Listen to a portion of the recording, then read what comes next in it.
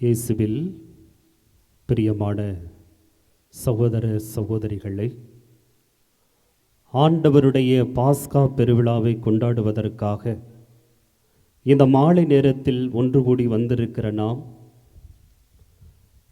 திருச்சபை இன்று இயேசுவோடு இணைந்து பாடுகளின் புனித நாளில் இணைந்திருக்கிறது. இந்த மாலை நேரத்தில் ஆண்டவர் இயேசுவினுடைய கல்வாரி பலியை நிறைவேற்றி ஒவ்வொரு நாளும் நற்கருணையை இயேசுவாக உருவாக்கி கொடுக்கிற குருத்துவத்தை ஏற்படுத்திய நாளாக இந்த நாள் கொண்டாடப்படுகிறது. இயேசுவினுடைய ராவுணவில் இயேசு செய்த 3 முக்கிய நிகழ்வுகளை நினைத்து பார்ப்பதற்காக இந்த மாலை நேரத்தில் ஒன்று கூடி வந்திருக்கிறோம். தனது இறுதி ராவுணவில் தன் சீடர்களோடு அமர்ந்து உணவருந்திய இயேசு நற்கருணையை ஏற்படுத்தி, இது என்னுடைய உடல், இது என்னுடைய இரத்தம், இதை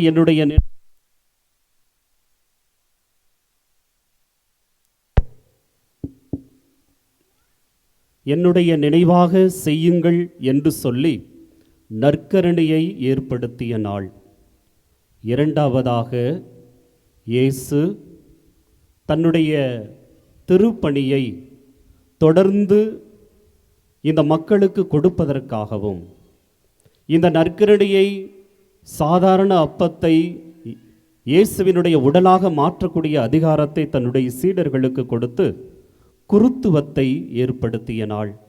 மூன்றாவதாக, தன்னுடைய நினைவு இந்த உலகத்தில் இருக்க வேண்டும் என்று சொன்னால் அது செயலால் நடக்கப்பட வேண்டும் என்பதற்காக தன்னுடைய அன்பு சீடர்களுடைய பாதங்களை கழுவி, நான் உங்களுக்கு ஒரு மாதிரி காட்டினேன், நான் செய்தது போல நீங்களும் செய்யுங்கள் என்று சொல்லி அன்பு கட்டளையை கொடுத்த மூபெரும் நிகழ்வுகளை கொண்டாடதான் இந்த மாலை நேரத்தில் வந்திருக்கிறோம். ஆகவே இந்த மாலை வேளையில் எங்களோடு இணைந்து, குருக்களோடு இணைந்து ஜெபிக்கவும் கடவுளுக்கு நன்றி சொல்லவும் வந்திருக்கிற இறைமக்கள் உங்கள் ஒவ்வொருவரையும், குழந்தைகளையும் அன்போடு வரவேற்று மகிழ்கிறேன். இந்த நாளில் இயேசுவினுடைய அன்பு சீடர்கள் 12 பேரை நினைவூட்டுகின்ற விதமாக இங்கே பீடத்தில் இருவரத்திலும் லோயலா துவக்கப்பள்ளியிலிருந்து 6 சிறுவர்களும், சிறுமலர் நடுநிலை பள்ளி குழந்தைகள் 6 பேரும் இணைந்து 12 குழந்தைகள் 12 சீடர்களை நமக்கு நினைவு கொண்டு வருகின்ற விதமாக இங்கே மேடையிலே அமர்ந்திருக்கிறார்கள். அவர்களையும் நான் அன்போடு வரவேற்கிறேன். அன்பானவர்களை, இந்த உலகத்திலே வாழ்ந்து நிறைவெய்தி இந்த உலகத்தினுடைய நிகழ்வுகளை எல்லாம் கண்டுவிட்டு ஒரு முழு மனிதனாக, புனிதனாக வாழ்ந்து இறக்கும் தருவாயில் ஒரு தந்தை இருந்தார். அந்த தந்தை தனது அன்பு மகன்கள் 3 பேரை தனது மரண படுக்கையிலே அழைத்து கடைசியாக அவர்களோடு பேச விரும்பினார். எல்லோரும் என்ன பேச போகிறார் என்று ஆவலோடு காத்திருந்தார்கள்.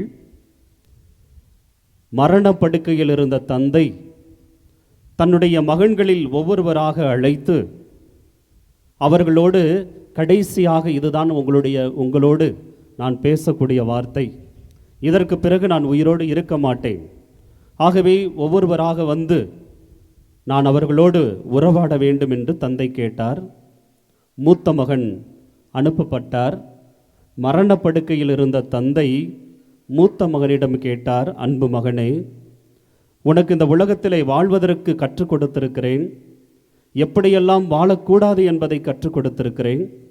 நான் இந்த உலகத்தை விட்டு சென்ற பிறகு நீ என்னுடைய நினைவாக என்ன நினச்சி நீ என்ன செய்ய போகிற அப்படின்னு கேட்டாராம். மூத்த மகன் தன்னுடைய அன்பு அப்பாவிற்கு நன்றி சொன்னான். இதுவரை நீங்கள் என்னை கண்கலங்காமல் என் வாழ்க்கைக்கு அஸ்திவாரத்தையே நீங்கள் தான் கொடுத்தீர்கள், எப்படி வாழ வேண்டும் எப்படி வாழக்கூடாது என்று கற்றுக் கொடுத்தீர்கள். இதோ நான் உங்களுடைய நினைவாக மிகப்பெரிய மணிமண்டபம் அமைக்கப் போகிறேன். எல்லோரும் திரும்பி பார்க்கிற அளவிற்கு உங்களுடைய புகைப்படத்தை மிகப்பெரியதாக மாட்டி போகிறவர்கள் வருகிறவர்கள் எல்லாம் உத்தம மனிதன் இங்கே இருக்கிறான் என்று சொல்லக்கூடிய வகையிலே நான் ஒரு மணிமண்டபம் அமைக்கப் போகிறேன் என்று சொன்னாராம்.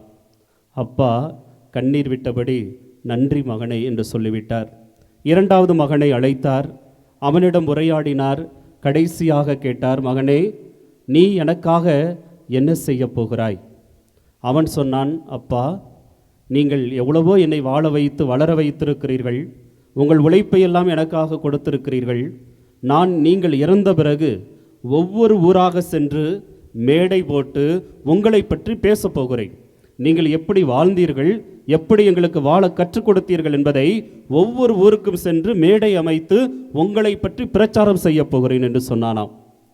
தந்தை அவர்கள் நன்றி என்று சொல்லிவிட்டார். மூன்றாவது மகனை அழைத்தார். மகனே நான் இறந்த பிறகு நீ என்ன செய்ய போகிறாய் என்று கேட்டார். அவன் சொன்னான், மற்ற சகோதரர்களைப் போல நன்றி சொல்லிவிட்டு, அப்பா எனக்கு இந்த உலகத்திலே அண்ணனைப் போல மணிமண்டபம் கட்ட எனக்கு விருப்பம் இல்லை. இரண்டாவது அண்ணனைப் போல பிரச்சாரம் செய்வது, உங்களை பற்றி அறிவிக்க எனக்கு துளி கூட விருப்பம் இல்லை. ஆனால் ஒன்று மட்டும்தான் நான் செய்ய போகிறேன். நீங்கள் எனக்கு எப்படி வாழ வேண்டும் என்று இந்த சமூகத்தில் இந்த உலகத்தில் எப்படி வாழ்ந்து நிறைவை அடைய வேண்டும் என்று சொல்லிக் கொடுத்திருக்கிறீர்களே, நான் வாழப்போகிறேன், நான் மனிதனாக வாழப்போகிறேன், முழு மனிதனாக வாழப்போகிறேன் என்று சொன்னானாம். தந்தை அவன் சொன்னதை கேட்டு கண்களில் கண்ணீர் வழிய மரணத்தை தழுவி கொண்டாராம். அன்பானவர்களே, இன்றைக்கு இந்த 3 மனிதர்கள் நமக்கெல்லாம் முன் அடையாளமாக இருக்கிறார்கள். பல நேரங்களில் மணிமண்டபம் என்ற பெயரால் ஆலயங்களை கட்டி வைத்துவிட்டு அங்கே ஆண்டவர் இருக்கிறாரா என்று தெரியாமல் சுற்றி கொண்டிருக்கக்கூடிய திருச்சபையிலே நாம் ஒரு பங்காளிகளாக வாழ்ந்து கொண்டிருக்கிறோம். பெரிய பெரிய ஆலயங்களை கட்டி கடவுளுக்கு புகழ் சாட்டுகின்ற விதமாக எல்லா ஊர் மனிதர்களும் பார்க்க வேண்டும், எல்லாரும் நமது ஊரை பெருமையாக பேச வேண்டும் என்று சொல்லி இந்த திருச்சபையிலே ஒரு பகுதியினர் ஆலயம் கட்டுவதிலும் அதிலே கடவுளை கொண்டு வந்து எப்படியாவது குடியிருக்க வைத்து விட வேண்டும் என்று நினைத்து கொண்டு நம்மை மறந்து வாழ்ந்து கொண்டிருக்கிறோம். இன்னொரு பக்கத்திலே ஊர் ஊராக இயேசுவை பற்றி அறிவித்து கொண்டிருக்கிறோம், மேடை மேடையாக அறிவித்து கொண்டிருக்கிறோம். யார் கேட்கிறா? யார் கேட்டு நடக்க போறா? சொல்றவரே செய்யறது இல்லை, கேட்கிறவர்கள் எப்படி செய்ய போகிறார்கள்? இப்படியாக ஒரு திரு அவை ஒரு பக்கம். இன்னொரு பக்கத்திலே இயேசு கற்றுக் கொடுத்ததை, விவிலியத்திலே சொல்லி கொடுத்ததை இன்று வாழ்ந்து காட்டக்கூடிய ஒரு திருச்சபையும் இருக்கிறது என்பதை நாம் மறந்துவிடக்கூடாது. இப்படிப்பட்ட மணிமண்டபங்களாலோ பிரச்சாரங்களாலோ இயேசுவை இந்த உலகத்திலே வாழ வைத்து விட முடியாது. நாம் வாழ்வதில், நான் மனிதனாக வாழ்வதில், அதுவும் முழு மனிதனாக வாழ்வதிலே தான் என்னுடைய இருப்பு அடங்கியிருக்கிறது என்பதை இயேசுவை வெளிப்படுத்துவதற்காக தான் இயேசு ராவுணவு வேளையிலே நம்மை பெரிய பெரிய கட்டடங்கள் கட்ட சொல்லவில்லை, பெரிய பெரிய பிரச்சாரங்களை நடத்த சொல்லவில்லை. மாறாக நான் உங்களுக்கு ஒரு மாதிரி காட்டினேன், நான் செய்தது போல நீங்களும் செய்யுங்கள் என்று சொல்லி செயல் வழியாக வாழ்ந்து காட்டுவதன் வழியாக நமக்கெல்லாம் வாழ்ந்து அந்த நிகழ்வை உறுதிப்படுத்தி சென்றிருக்கிறார். அன்பானவர்களே, இன்றைய நாளில் இந்த ராவுணவு பெருவிழா குருத்துவத்தை கொண்டாடுகிற விழா. இன்றைய நாளில் ஒரு சில கருத்துக்களை நிச்சயமாக நான் பதிவு செய்ய வேண்டும். 5 கருத்துக்களை உங்களோடு பதிவு செய்து கொள்ள விரும்புகிறேன். இயேசு நற்கருணையை ஏற்படுத்தினார். அந்த நற்கருணை ஒரே நாளில் முடிந்து விடுகிறது ஒன்று அல்ல. அந்த நற்கருணை மீண்டும் மீண்டும் உயிர் பெற வேண்டும் என்று சொன்னால் அதற்கு ஒரு குருவானவர் தேவை. ஒரு குருவால் மட்டும்தான் ஒரு சாதாரண அப்பத்தை இயேசுவாக மாற்றுகின்ற அதிகாரம் அவருக்கு மட்டும்தான் கொடுக்கப்பட்டிருக்கிறது. அந்த குருத்துவத்தினுடைய இறுதி நிலை என்பது இயேசுவை வாழ வைப்பது. இப்படியாக 3 நிலைகளிலே இயேசு ஏற்படுத்திய குருத்துவத்தை திரும்பி பார்ப்பதும், நினைத்து பார்ப்பதும், அதை நினைத்து பார்த்து கடவுளுக்கு நன்றி சொல்வதும் நமது கடமை. அன்பானவர்களே, குருக்களை அன்பு செய்யுங்கள். ஏன் அன்பு செய்ய வேண்டும்? அதற்கு தான் 5 காரியத்தை உங்களுக்கு முன்னால் சொல்லி காட்ட விரும்புகிறேன். 1, குருத்துவம் என்பது ஒரு மறைபொருள், மிஸ்ட்ரி என்று சொல்வார்கள். குருத்துவம் என்பது ஒரு மறைபொருள், அது மறைந்திருக்கிறது, எப்படி மறைந்திருக்கிறது? எரேமியா இறைவாக்கினர் அதிகாரம் 1 இறைவார்த்தை 5 இப்படியாக சொல்லுகிறார்: தாயின் வயிற்றில் உருவாகும் முன்பை உன்னை திருநிலைப்படுத்தினேன், நீ கருவாகும் முன்பை உன்னை தேர்ந்து கொண்டேன் என்று சொல்லி, தாயின் வயிற்றில் இருக்கின்ற பொழுதே நான் தேர்ந்து கொண்டு விட்டேன் என்று சொல்லி, கடவுளுடைய தேர்வு என்பது ஒவ்வொரு மனிதரையும் தாயின் வயிற்றில் இருக்கிற பொழுதே தேர்ந்து கொள்ளுகிறார். அதிலும் சிறப்பாக ஒவ்வொருவரையும் ஒவ்வொரு நிலைக்கு தேர்ந்து கொண்டாலும் தனது இறைவாக்கினர் பணியை செய்வதற்காக குருக்களை தாயின் வயிற்றில் இருக்கும் பொழுதே தேர்ந்து கொள்ளுகிறார். சிலர் குருக்களாக வர விரும்பினாலும் முடிவதில்லை. பலர் என்னால் முடியாது என்று சொன்னால் அவர்களை கடவுளே உன்னால் முடியும் என்று மாற்றி விடுகிறார். அப்படியானால் இந்த குருத்துவத்திலே மறைந்திருப்பது என்ன? குருக்களை தேர்வு செய்வது யார்? கடவுளே விரும்பி, தானே விரும்பிதான் தேர்வு செய்கிறார். அதைத்தான் அழகாக எரேமியா சொல்லுகிறார்: என் தாயின் வயிற்றில் இருக்கிற பொழுதே கடவுளை நீர் என்னை தேர்ந்து கொண்டிருக்கிறீர், நீர்தான் என்னை தேர்வு செய்தீர். அப்படியானால் இந்த இறைவாக்கு பணியை செய்வதற்கும் குருத்துவ பணியை செய்வதற்கும் தேர்வு செய்கிறவர் யார் என்று சொன்னால் அது கடவுள்தான், மனிதர்கள் அல்ல. கடவுளுடைய தேர்வு வித்தியாசமானது. நாம் இன்னைக்கு பல தேர்வுகளை செய்கிறோம், பலவற்றை தேர்வு செய்கிறோம், உணவாக இருந்தாலும் உடையாக இருந்தாலும் நண்பர்களாக இருந்தாலும். ஆனால் ஒரு குருவை தேர்வு செய்வது அது கடவுளுடைய தனிப்பட்ட விருப்பமாக இருக்கு. ஏன் என்று சொன்னால் அவர்களுக்குத்தான் கடவுள் அதிகாரத்தை கொடுக்கிறார். இயேசு தன்னுடைய சீடர்களை அனுப்புகிற பொழுது, நீங்கள் சென்று நற்செய்தி அறிவிக்கவும், பேய்களை ஓட்டவும், நோய்களை குணப்படுத்தவும் உங்களுக்கு அதிகாரம் கொடுத்திருக்கிறேன் என்று சொன்னார். ஒவ்வொரு மனிதனையும் அனுப்புகின்ற பொழுது, அதுவும் குறிப்பாக குருக்களை அனுப்புகிற பொழுது, கடவுள் குருக்களுக்கு கொடுக்கக்கூடிய அதிகாரம் என்பது நற்செய்தி அறிவிப்பதற்கும், நோய்களை குணப்படுத்துவதற்கும், பேய்களை ஓட்டுகிற அதிகாரத்தை கொடுத்திருக்கிறார். ஆகவே இந்த குருத்துவம் என்பது ஒரு மிஸ்ட்ரி, ஒரு மறை பொருள். இரண்டாவதாக, குருத்துவம் என்பது ஒரு மகிமை, ஒரு மாட்சிமை. இந்த குருத்துவத்தை அருமையாக விவிலியம் சொல்லுகிறது. திருப்பாடல் 110 4வது இறைவார்த்தை சொல்லுகிறது: மெல்கிசதேக்கின் முறைப்படி நீ என்றென்றும் குருவாக இருக்கிறீர். ஒருவர் குருவாக திருநிலைப்படுத்தப்பட்டு விட்டால் அவர் அந்த நிலையிலிருந்து பிறழ்ந்து போனாலும், தவறி போனாலும், இழந்து விட்டாலும் குருத்துவத்தை அவர் இழப்பதே கிடையாது. அதனால ஒருவர் குருவாக திருநிலைப்படுத்தி விட்டால் அவர் சாகின்ற வரைக்கும் அவர் குருதான். விவிலியம் சொல்லுகிறது, திருப்பாடல் சொல்லுகிறது, 110வது திருப்பாடல் 4வது வார்த்தை: மெல்கிசதேக்கின் முறைப்படி நீர் என்றென்றும் குருவாக இருக்கிறீர். அப்படி என்ன ஸ்பெஷல் இருக்கிறது, மாட்சிமை இருக்கிறது? இன்றைக்கு ஸ்பெஷலிஸ்ட், இன்றைக்கி எல்லா ஊர்லேயும் மருத்துவமனை எல்லாம் வந்துருச்சு. எதுக்கெல்லாம் மருத்துவமனை இருக்குது? கண்ணுக்கு, காதுக்கு, மூக்குக்கு, வாய்க்கு,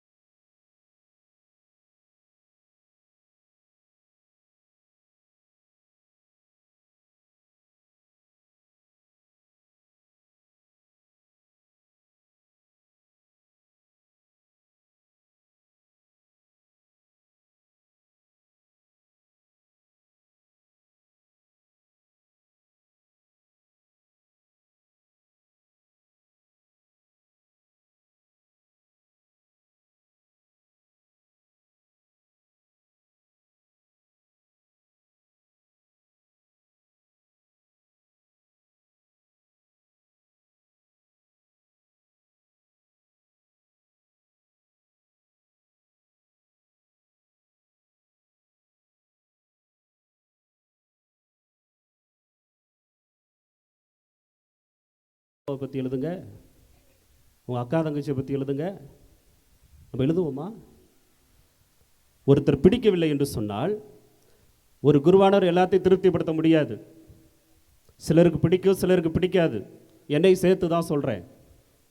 சிலருக்கு பிடிக்கும், சிலருக்கு பிடிக்காது. அதுதான் இயல்பு, அதுதான் மனிதம். ஆனால் குருவானவரை விட அவருக்குள் இருக்கிற குருத்துவத்தை தான் நாம் பார்க்க வேண்டும். இன்றைக்கு இயேசு அதைத்தான் ஏற்படுத்தினார், குருத்துவத்தை ஏற்படுத்தினார். அப்படியானால் இந்த குருக்களை நாம் பல நேரங்களில் நம்ம டீ இப்பெல்லாம் குடிக்கிறோம் இல்லையா, பொதுவில் டீ கொடுக்கும்போது என்ன கப்பு கொடுக்குறாங்க? சில்வர் கப்பாக கொடுக்குறாங்க. என்ன கப்பு? என்ன கப்பு? Paper cup. குடிச்சிட்டு எல்லாம் பையில் போட்டு கொண்டு போயிடுறோமா? அதுக்கு பேர் என்ன? Use and throw. குடிச்சிட்டு தூக்கி போட்டணும். பல பேர் குருக்களை எப்படி பயன்படுத்துகிறார்? Use and throw. எனக்கு அருட்சாதனை வேணும், உங்ககிட்ட வர்றேன், வாங்கிட்டு போய்கிட்டே இருக்கேன், டாட்டா பாய் பாய். இதுதான் யூஸ் அண்ட் த்ரோ. என்னுடைய தேவைக்காக மட்டும் ஒரு குருவானோட போகிறேன்னா அது யூஸ் அண்ட் த்ரோ. இயேசு அப்படிப்பட்ட குருத்துவத்தை இல்லை. நீங்கள் உடனிருந்து அவர்களை ஏற்றுக்கொண்டு அவர்களோடு பயணிக்கிற குருத்துவத்தை தான் குருக்களுக்கு கொடுத்திருக்கிறார். அன்பானவர்களே, நான் இந்த நாளிலே உங்களிடம் சொன்னது போல அகில உலகம் முழுவதும் குருத்துவத்தை ஏற்படுத்தி இயேசு என்றென்றைக்கும் நிறைவாக செய்திருக்கிறார். நான் நிச்சயமாக சொல்ல மாட்டேன் எல்லாரும் பெர்ஃபெக்ட் என்று சொல்ல மாட்டேன். Nobody is perfect. யாருமே நிறைவானவர்கள் இல்லை. ஏதோ ஒரு விதத்திலே எல்லாரும் குறையுள்ளவர்கள் தான். மனிதர்கள் குறையுள்ளவர்களாகவே வாழ்ந்து கொண்டிருக்கிறார்கள்.